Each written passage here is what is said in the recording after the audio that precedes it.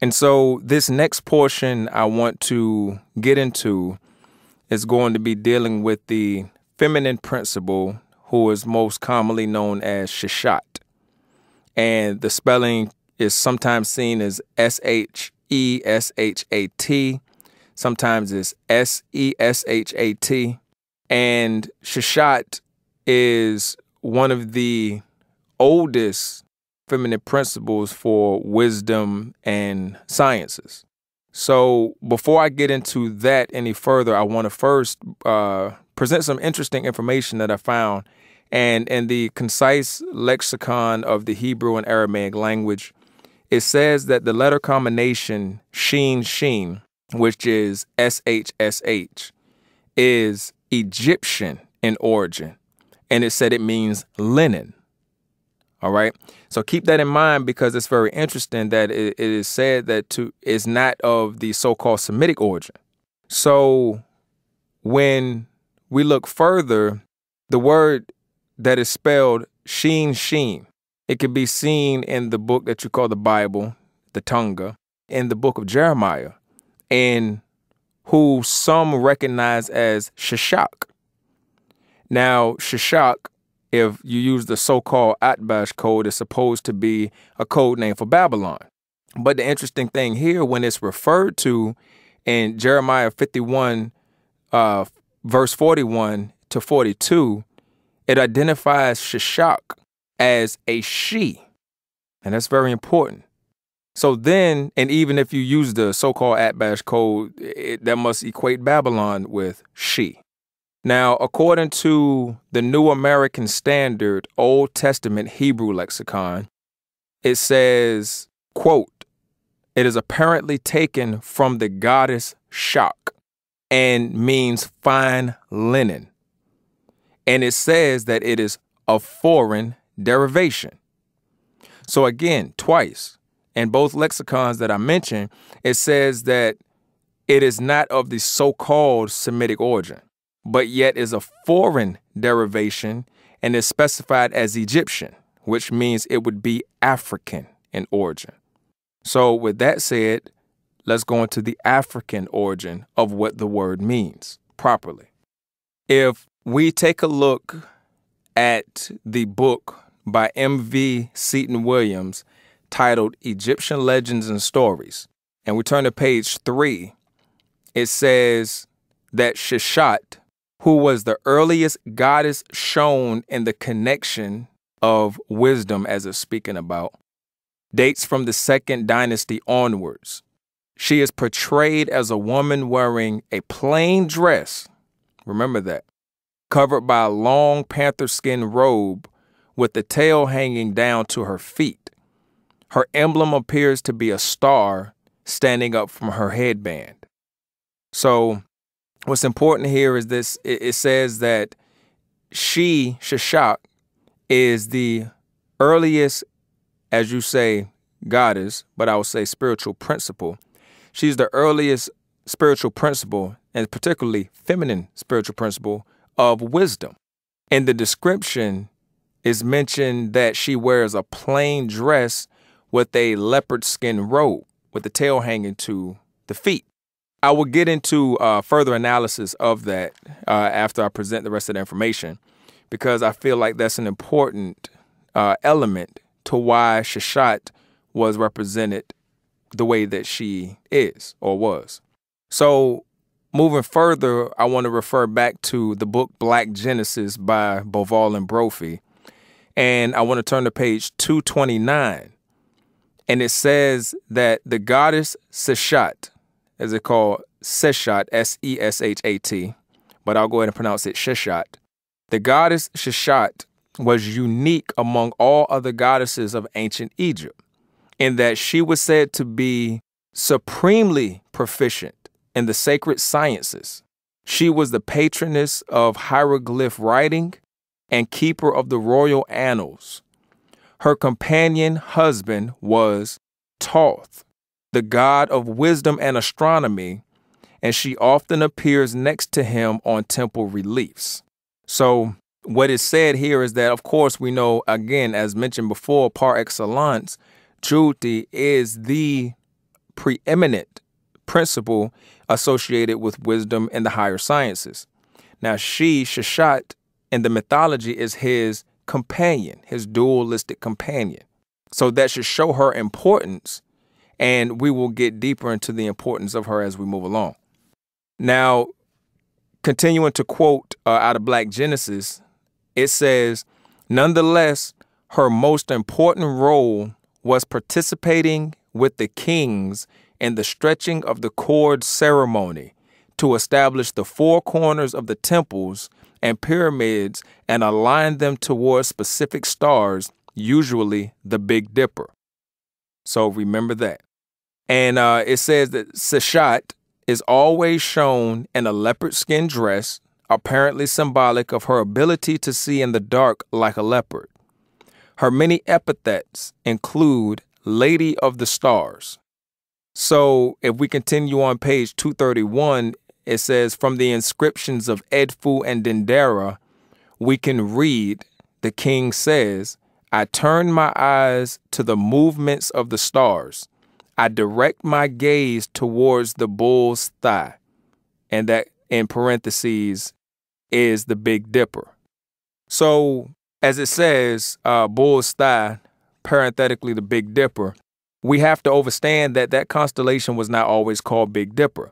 It was related to the thigh of a bull because if the outline is drawn, and a great outline of it is drawn in the book itself, it looks like the bending leg of a bull.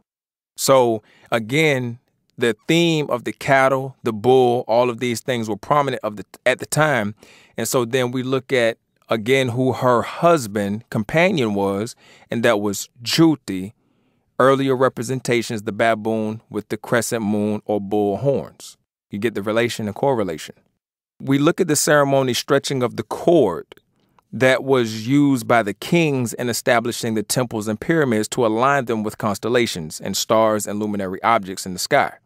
That is a very sacred ritual, extremely sacred, and it was only reserved for the king or the Mwene, not the pharaoh.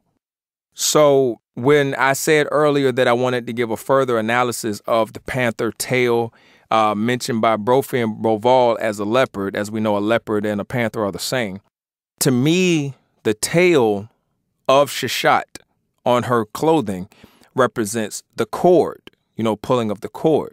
And being that it is by her feet, I can agree that, yes, it was probably used because of the keen eyesight of the leopard at night. But to take it steps further, I think that the tail or the cord by her feet represents very calculated movements, also like a leopard at night. Because when a leopard hunts, it hunts and it calculates its steps precisely and accurately to make sure that it does not scare off its prey and victim. So with those things mentioned, I want to go ahead and get into the proper pronunciations. And I will present a few different ones, and then I will show you the ones that I feel are the most accurate when it comes down to the proper pronunciation and usage and the definitions and meanings and why these actions were so sacred. So in Kiswahili, first, I want to present the word Zusha. Zusha means to cause to emerge, to bring to light, to invent, or to produce as new.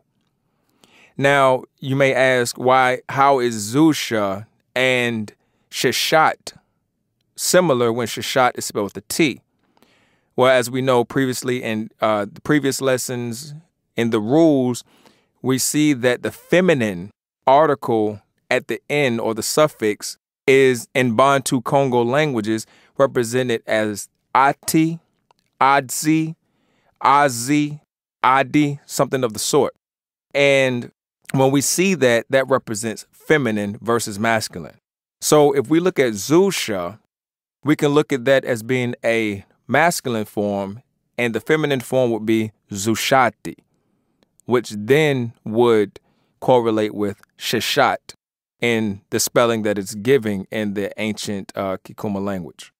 So then next in Kiswahili, we have the word Shisha, feminine form would be Sheshati, and it means a native sand glass for measuring time.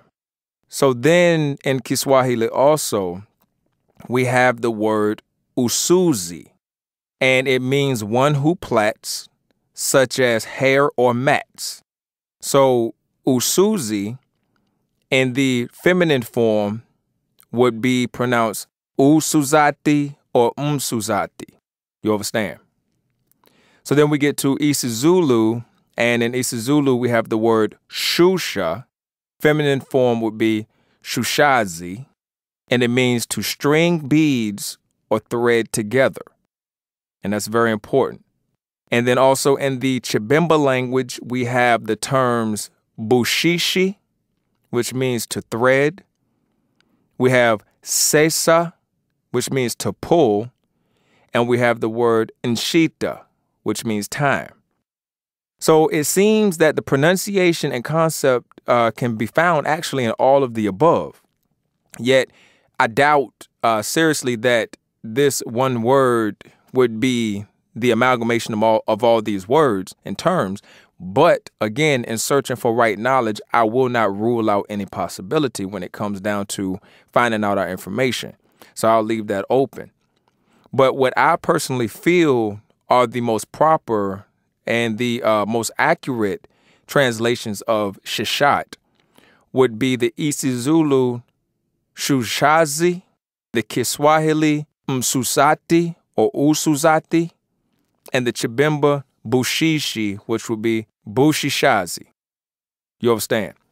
So why do I say this? Because the isiZulu Shushazi, to string beads or thread together, and the Kiswahili Umsusati, one who plats such as hair or mats, and Bushishazi, to thread. So all of these things, if we think about thread, we're dealing with things of a cord. You know, a cord is basically a thick thread, or we can say a thread is a thin cord. There is no specification of how thick or thin the cord was that was used in the ritual pulling of the cord by the kings and the mythology of Sheshat.